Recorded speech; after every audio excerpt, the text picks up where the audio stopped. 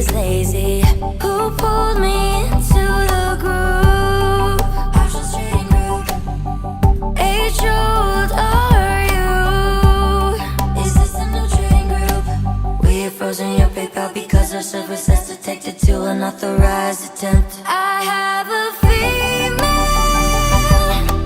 friend with a good financial. She have no time to make friends for busy work. Women can't give birth to children. Money can also give birth to money. Join the group. Options trading group. Options trading group. Options trading group. Can I show demo, bro? Are you processing my new car order? I think my clothing store. I'm not sure if I remember the wrong number. Did you get the lipstick I bought you recently? I earn amazing wealth, please click. Top factory from China, providing homologous processing for many luxury brands. I have a female friend with a good financial. She have no time to make friends for busy work. We go shopping. Women can't give birth to children. Money can also give birth to money. Join the group. Options trading group. Options trading group. Options trading group. Is this the new trading group? All right, guys, I hope you enjoyed that. This video was a ton of fun to make. Don't get scammed out there. Make sure your parents and grandparents don't get scammed. Good morning. Today I'm going to share an uncomfortable story about something that happened to me recently that people don't usually like to talk about. My story might be triggering for some of you, and it might make you feel uncomfortable too. But I also hope to be able to share a few helpful tips so that you can avoid the devastation of getting scammed. And if you have already been targeted, to help you better understand what happened to you and to help you recover. Up until December 5th, 2023, I would have clearly told you, oh, I would never fall for a scam. That could never happen to me. I am too savvy. Does that sound familiar? Do you think you are too smart to be scammed? Too savvy? Too rational to fall for some stupid story? Or has it already happened to you or someone you love? If so, was it something you talked about much afterwards? Or did it leave a feeling of total embarrassment and mortification that you didn't want anyone to know about? That may seem like a totally understandable response. That is, until you learn about social engineering and amygdala hijack, which are two of the many unscrupulous methods of manipulating a victim to act in ways that aren't in their interest and that they never would have thought would be possible. What I have learned painfully through this experience is that people get scammed not because they are stupid or naive or frail.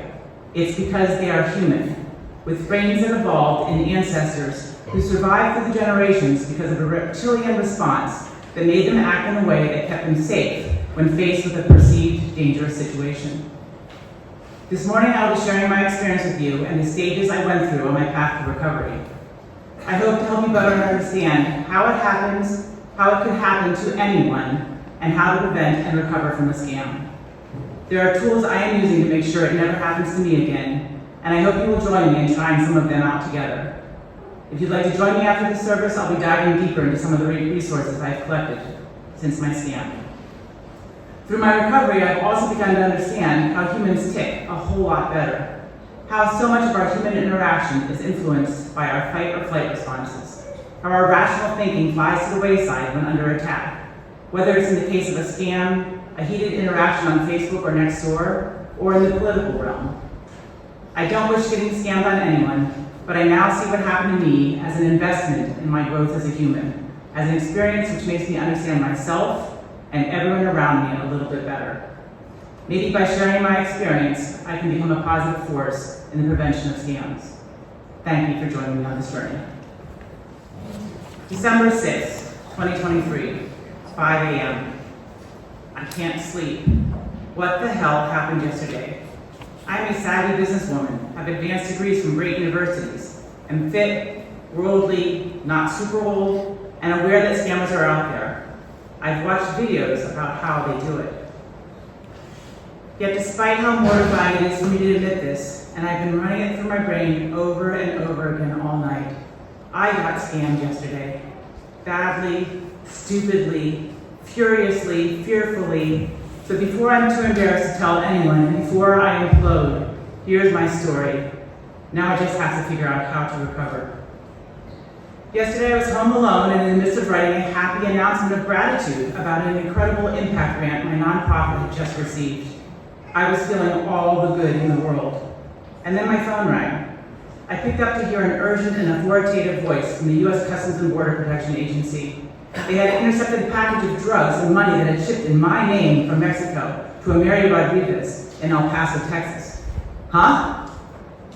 The officer fired off rapid and detailed information about me, my properties, my bank accounts, quickly establishing her authority and a sense of urgency, as well as her intent to help me deal with what appeared to be a case of stolen identity. She made it clear that this was a dire situation that I would have to clear up, but she was there to help me stop the imposters, secure my assets, stay safe, and avoid legal repercussions. Before I could take a breath, I found myself trying to take notes as I was being instructed on the steps necessary to stop these imposters. The officer questioned me about some newly set up bank accounts with lots of data, details, and very forthcoming answers to my many questions. Despite a sense of shock by the initial call, I was still skeptical and asked for verification. I was sent to the government website to cross-check the names and numbers. The number on my phone was the number of the El Paso, Texas office. Still skeptical, I hung up and called the number myself. I know now that my call was somehow intercepted by a number that matched the number I was calling, and I was back on the phone with the person who had made the introductory hit. At this point, though, there was enough evidence against me to keep me listening. For over an hour, this officer answered all my questions and assured me I was doing the right thing to be wary of what might appear to be a scam. But after some time, she had convinced me, or at least part of my brain, that in order to escape all the bad things that would happen if we didn't address these issues immediately, I had to start following their instructions.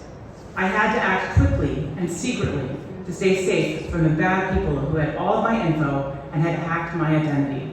And I had to secure my assets from them and demonstrate willingness to cooperate with their office to avoid dire legal consequences. I had to start following their orders.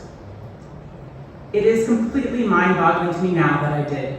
I know I am smarter than that, but I totally fell for it. I want to burst out in tears of anguish, anger and despair, and deep mortification that I fell for it. I want to yell at myself and go back in time and simply hang up the damn phone. But here I am, lying awake, trying to figure out how it could have happened, how to remedy the loss, and how to stop anyone else from being so incredibly stupid and gullible. After being transferred to the second person, this time from the FBI, giving me commands one at a time, in detail and with instructions for every move, like a robot with a phone clutched in my hand, I drove to the bank. I don't have any personal assets, but I did have the funds for my nonprofit that I just received, and my daughter's savings were still attached to my account. So I grabbed a shopping bag from the car, entered the bank, avoided eye contact with the manager, who was a friend, as I was instructed, and bravely asked the teller to cash out both accounts, which, by the way, they did without raising an eyebrow. I wasn't sure what was going to happen next, but I was assured that this was the only way to just demonstrate compliance with the government warrant and also secure the funds from the imposters. Really? Red flags, anyone? Bad gut reaction to it all? Yeah, absolutely. Yet, inexplicably, I was compelled to comply. It seems strange, but I better do what he says. And so I was directed to drive to a freaking smoke shop and start shoving large bills into a cryptocurrency machine. I'd never been in a smoke shop, nor ever seen a crypto machine. It felt surreal, even as it was happening. Even as I said out loud, this doesn't feel right, this makes no sense. The FBI would never ask me to do this. I don't believe you. I won't push that button. I still hopped in my car, emptied the accounts, and shoved the cash into a crypto machine and pressed send. It was an out-of-body experience that I simply couldn't stop. It all feels like a terrible nightmare, and I keep wanting to wake up, like I've been doing all night, wondering how this could have happened. There is no realm in my sane mind that could allow me to respond like I did. I feel so violated and vulnerable and unsafe. Finally, after shoving thousands of dollars into a crypto pedestal, just as about to start losing my daughter's money, my powerful mama bear brain, part of my brain, must have kicked in. I was finally able to hang up the phone and call 911. I was not going to lose her access to. When the officer arrived and I recounted to him all the stupid choices I had made to get to this point, I couldn't stop shaking and crying and screaming at myself.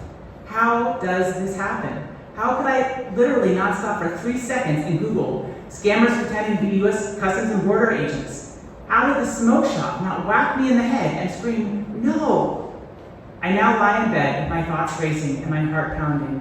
If I don't share it now, before the mortification silences me, I feel that this feeling of embarrassment, stupidity, anger, and loss could consume me. I am embarrassed beyond belief that this happened to me.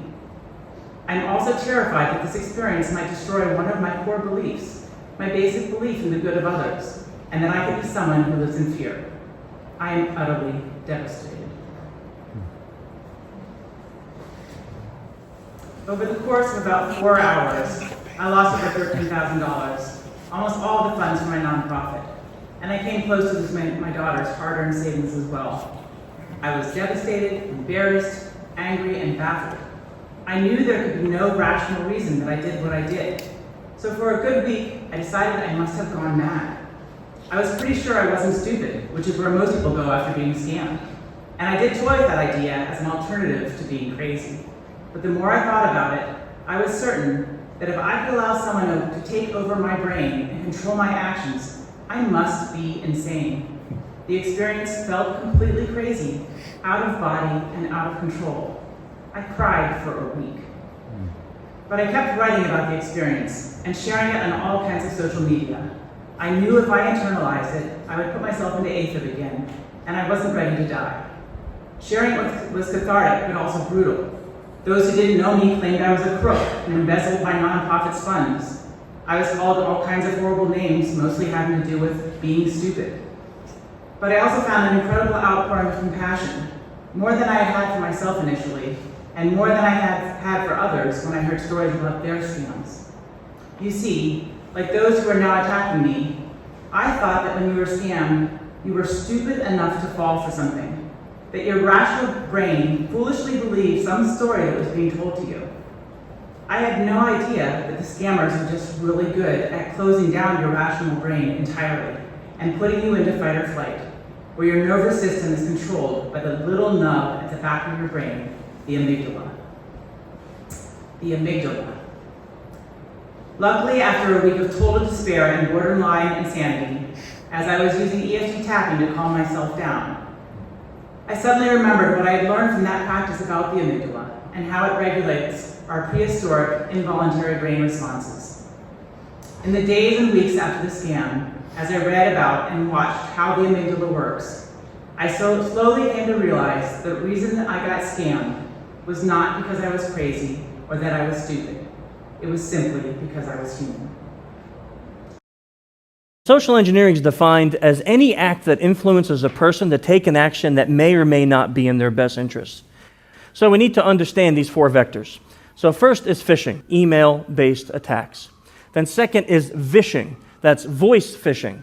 So any type of attack that comes over your phone, any type of scam like that. Then smishing, which is text-based phishing. So any type of text messages that come in that would be attacks. And then the ishing guy took a small vacation, and we're left with impersonation, which is any in-person attack, someone who makes believe they're someone that they're not. The last area of research was done by Dr. Daniel Goleman, and he coined the phrase amygdala hijacking. Now, what is the amygdala? It's a small walnut-sized piece of gray matter in the brain. Its purpose is to process emotional stimuli, but one of the things that he proved through his research is that the amygdala can actually trigger physiological and psychological responses before the brain has time to kick in. Looking at fMRI images of emotions being triggered in the brain, we can see all these different areas lit up. But here's what he found, is that logic centers are not. They actually shut down when strong emotions like fear are triggered. In my case, they applied the method of social engineering called amygdala hijack, where they quickly put you into an altered state of mind, often using 4 key tools: urgency, secrecy, authority, and trust. For brief moments while my rational brain was still firing up here and there, I tried to establish that the call was a scam, but they earnestly and authoritatively provided proof that they were who they said they were, by duping telephone numbers and proffering detailed information about me. I was afraid to reach out to anyone and was explicitly told not to, as the threat from the imposters was immediate. If I followed their protocol, I could remain safe and stop my assets from being stolen, they assured me. They were there for me to help me get through this terrible situation, and at some point during this 4-hour call, all mind and body controls were handed over to the protective part of my brain that had evolved over many generations to keep me safe, and I was operating fully in fight or flight mode. A week after the attack, I was still deeply traumatized. There was a deep emotional and even physical trauma from being taken over, kidnapped, coerced into being part of their scam. I felt like a piece of my soul had been crushed. I knew that money could be replaced, but I was really afraid I might lose that core part of my identity that believes in the inherent good of people. I was afraid that I would become fearful and angry, and always have to have my guard up. That would change the essence of who I was, and I really didn't want to lose that.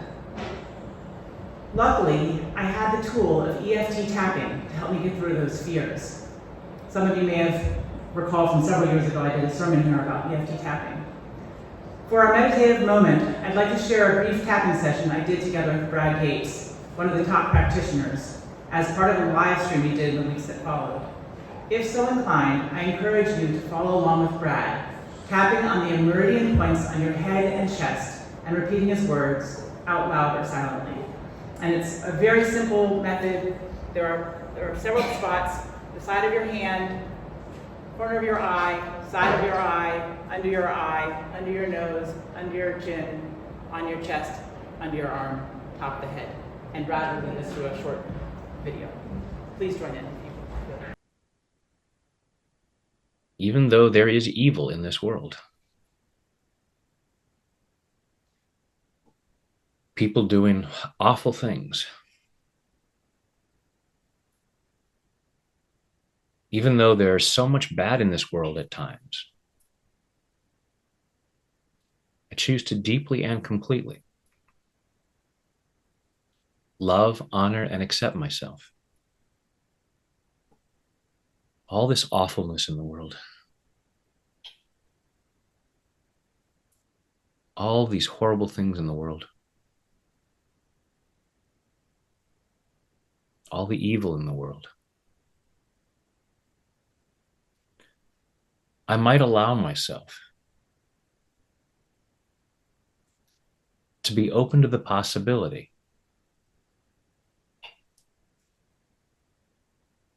that people aren't necessarily evil.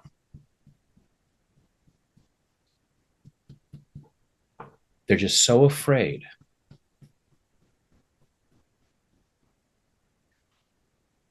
so messed up in so many ways that they commit evil acts. And I may not be ready to be that forgiving.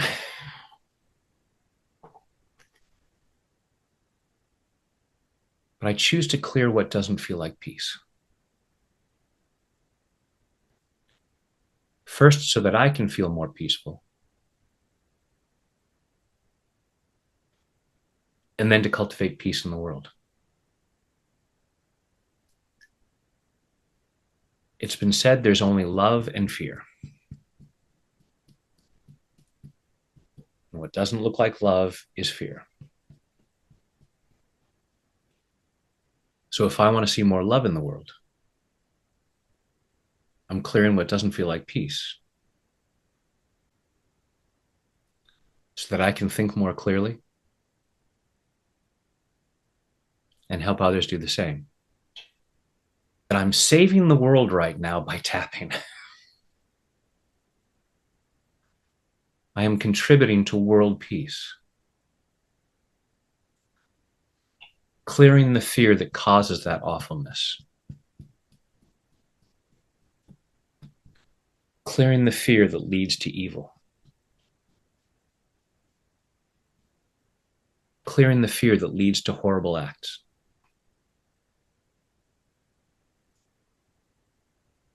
Allowing myself to clear what doesn't feel like peace.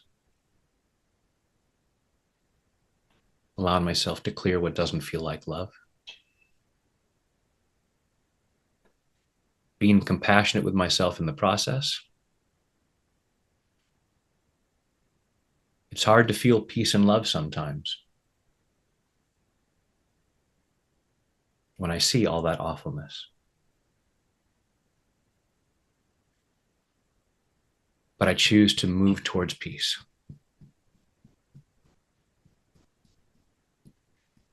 I choose to move towards the solution rather than the problem.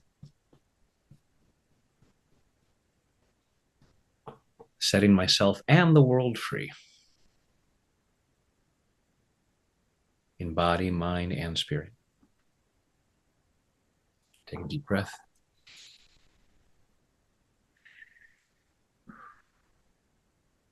It took several weeks, lots of self-care, tapping, support from friends and family, a few chats with Reverend Tracy, and a few kind strangers. But I slowly started to gain a sense of my mind and body reconnecting. During my research, I found a free scam victim group offered by the AARP, which was incredibly helpful. Even though I was beginning to understand the science behind the scams, that horrible feeling of feeling so freaking stupid to fall for it kept creeping back into my head. But when I shared my story in the group, everyone in the room was nodding, sharing that validation that I wasn't crazy. It had happened just like that to them too. The scope of scams knows almost no limit, and with the AI technology exploding, they are getting more refined and just going crazy. In 2023, Americans lost an estimated $43 billion to scams, and that number is likely low, as many do not report. The thieves often use crypto or gift cards to make tracing and rescuing the funds impossible. There are fast scams like mine, where you're alerted to a grave danger, a computer virus, a false charge on a utility bill, and the helpful support team gains your trust and assures you that they will help you get back to safety. Meanwhile, they put their psychological tools to use and start manipulating you. Then there are the larger scams that often start with an email or a text message, which can span many months. These scams are brutally called pig butchering, as they establish a trusting relationship, either as a financial advisor, romantic partner, or friend, and then when the pig, the victim, is fattened up enough, they take out the cleaver for the kill, which often means someone's entire life savings. One of the most alarming things I discovered on these Zoom calls was that even months after the scams, many of the participants had still not told their friends and families. They are still in that state of mortification and shame, which are incredibly powerful emotions. But because they cannot get past those restricting emotions, they also cannot heal. By sharing my story and hopefully conveying to everyone I reach that even though it may really feel like it was your fault, being scammed is no different than being mugged. There is no shame if you are assaulted on the street or in your home. Why should we hold on to that horrid feeling of shame when we are assaulted in a scam? Finally, as I reflected about what happened to me, I also started to realize how much of our daily social interaction is regulated by our amygdala. When I was sharing my story on Nextdoor, I kept coming across threads full of anger and outrage about a supposed Mary Fister from the good side of Belfont, who was stirring up the masses with nasty, snarky comments about people infiltrating her neighborhood. It was up in the air whether this regular troll was actually an obnoxious elitist Belfont vigilante, or perhaps instead a satirical creation to entertain us and agitate us with her posts that were sure to garner hundreds of responses. Watching the heated daily engagement with Mary Fister, I made some observations that put what happened to me into a broader perspective. When something ridiculous, insulting, or frightening is said or written, we could just ignore it and move on, which is what we try to teach our kids. But instead, some simple words trigger a powerful response in your brain, forcing you into action. Suddenly, even though you have an email to finish up or a report to create, you stop, you react, and you start firing out a response. Did you really wake up this morning thinking, oh, today I should engage with Mary Pfister character to write that she's being nosy or arrogant or aggravating? Should I argue with others about her on the thread? Or was my anger response a sudden, triggered reaction that I had before I could pause and rationally respond, or just move on? And then similar to the pig butchering scams, when I look at the people who have been fed words of fear and hate over and over again, I can almost understand how their brains have been hijacked by the cult-like political rhetoric and conspiracy theories like the world is run by a cabal of Satan-worshipping pedophiles, or the election was stolen. Just like it happened to me in the scam, the amygdala responds to this great perceived threat and goes into overdrive. And suddenly you are acting in a way that may not be in your best interest. Knowing how much mortification and shame can be tied into being scammed, whether financially or politically, further shaming or attacking that person about it won't be helpful. That just helps keep them in this hijack where they feel safe from the fears and hatred and embarrassment that put them there. Our brains lock down into that belief because it would be too mortifying to find out we were wrong. If it isn't true, how could I possibly have fallen for it? That would mean I'm stupid. So it feels safer for me to keep believing something that is completely illogical, to remain in the scam. My takeaway from this broader understanding of how the amygdala works is that if we are to thwart scammers and pull people out of cults, the path cannot be one of aggression, but rather of compassion. When we can stop the fear and self-loathing and mortification, when we can slow down and breathe and relax, we can return to our thinking brains, make good decisions, and see the scams for what they are. So before we are done, I don't want to leave you here thinking there's nothing you can do to protect yourself. I was very nervous about being at home alone after this happened, not knowing if it could happen again. I didn't want to distrust everyone all the time. So I decided when the phone rang, I would put myself in high alert in that moment and be ready for whatever call I got. I put up my fist and I go, ha! And I'm prepared for whatever happens, getting my brain activated. When it's a school looking to join my nonprofit program, I can breathe out and have a good conversation. And when it's U.S. Customs and Borders again, I can pull out all the expletives I have in my brain and let them loose on the caller and then hang up. And that has happened twice since it happened, the exact same call, and I let them have it. I can be relaxed and trusting most of the time, but if there's anything that could be potentially dangerous, I now know I am prepared for it. There are other ways to be prepared too. First, learn about all kinds of scams that are out there so you recognize them faster. The AARP is a great way to start. I was going to have a QR code for you up here that you could scan and get all the information from that one code, but I've just taught you, don't click on links. So if you go to AARP or you want to come talk to me, I can show you all kinds of really great resources that I've collected over the last half year. If you receive a call or message from some authority, it's okay to hang up. Get someone to be there with you as you initiate a call to the supposed official. The government will not call you if there's an urgent issue. They will send someone to your door. They will never ask you to send money. Don't click on any unsolicited links. If you have already done that, take your computer to a specialist to have it deeply scanned and remove any installed software, especially AnyDesk, which allows others to control your computer. Have a code word ready for emergencies from your family. They now have AI devices that can mimic your daughter's voice calling you from the side of the road saying, Granny, or your mother, granddaughters, come get me. And if you can say, hey, what's the code word, and they don't know it, it's probably just AI. The biggest thing you can have on your side to avoid being scammed is time. Step away for at least 30 seconds. Take 3 deep breaths and breathe out slowly. Tap your collarbone. Reach out to someone, even if they tell you not to. And hang up the damn phone. Turn off your computer. Leave the situation. And if it still happens to you or someone you love, reach out to your communities for support and forgive yourself for being human. You are not to blame. It could happen to anyone.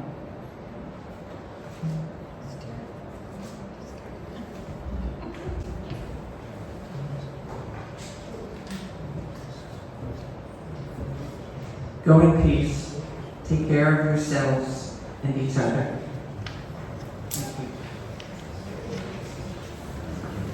Thank you.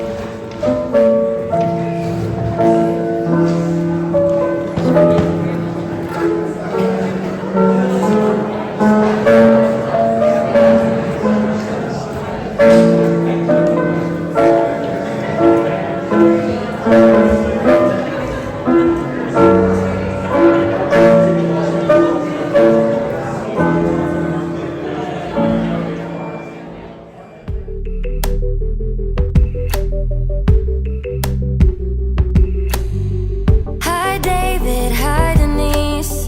Hello Anna, long time no see. Is Emily available? Dr. Wilton, my puppy is lazy. Who pulled me